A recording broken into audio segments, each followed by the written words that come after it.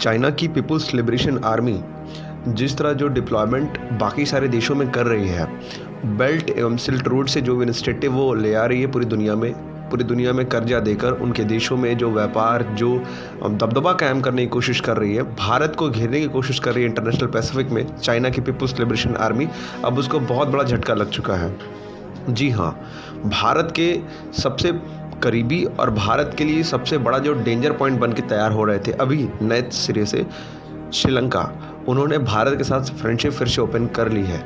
श्रीलंका ने चाइना को इतना बड़ा धोखा दे दिया है कि चाइना की जो पीएलए आर्मी है उन्होंने श्रीलंकी बैंक को ब्लैक लिस्टेड में डाल दिया है। साथ ही साथ मैं आपको ये भी बता दूं कि जो श्रीलंका ने चाइना की फंडिंग पर जो भी एयरपोर्ट बसाए थे, जो भी वहाँ पे इंफ्रास्ट्रक्चर तैयार किए थे, अभी जो वहाँ पे ट्रेनें तैयार की थी, जो चाइना ने वहाँ पे ट्रेनें तैयार की थी श्रीलंका में, अब वो ट्रेनें लड़ना शुरू हो चुकी हैं। ट्रेनें मतलब डेथ सेल्स पर स्टार्ट हो गई हैं। ट्रेनों का ट्रैक कोई मायने नहीं रखता। वहाँ पे अजीबोगरीब घटनाएं इस तरह की हो रही हैं। तो श्रीलंका की गवर्नमेंट ने चाइना के साथ जो भी अपना इंफ्रास्ट्रक्चर बिल्डअप करने के लिए जो भी कॉन्ट्रैक्ट साइन किया था, उस कॉन्ट्रैक्ट उन्होंने कैंसिल कर दिया।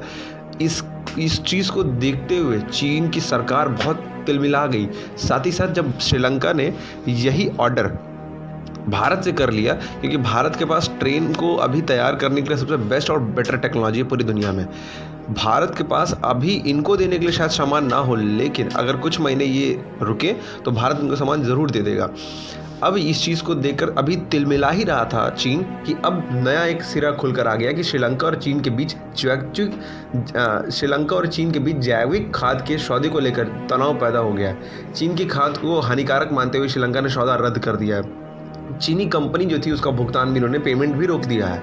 इसके जवाब में श्रीलंका सरकार के पीपुल्स बैंक को चीन ने काली सूची में डाल दिया। श्रीलंका ने जैविक खाद की अब खरीद भारत से शुरू कर दी। ये दूसरा मामला है। पहला मामला मैंने आपको बता दिया, दूसरा मामला ये है।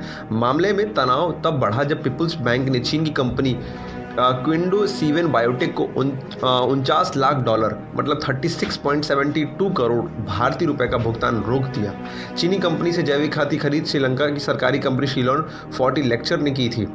मामले में हाईकोर्ट ने 22 अक्टूबर को आदेश जारी कर चीनी कंपनी को भुगतान पर रोक लगा दी है। बैंक द्वारा भुगतान रोके जाने के बाद कोलंबो स्थित चीनी दूतावास ने शुक्रवार को पीपुल्स बैंक को ब्लैकलिस्ट में डाल दिया। दूतावास ने कहा कि हाल ही में पीपुल्स बैंक के जारी लेटर ऑफ क्रेडिट का पालन न होने से चीनी कंपनियों को भारी नुकसान हुआ है।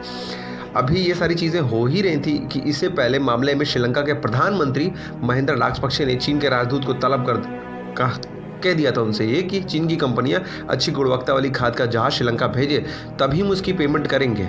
क्योंकि प्रोडक्ट अगर हम मैन्युफैक्चर कर रहे हैं तो उसकी क्वालिटी भी कुछ डिपेंड करती है। इस विवाद के बीच श्रीलंका ने भारतीय कंपनियों को जैविक खाद की आपूर्ति का आदेश दे दिया है।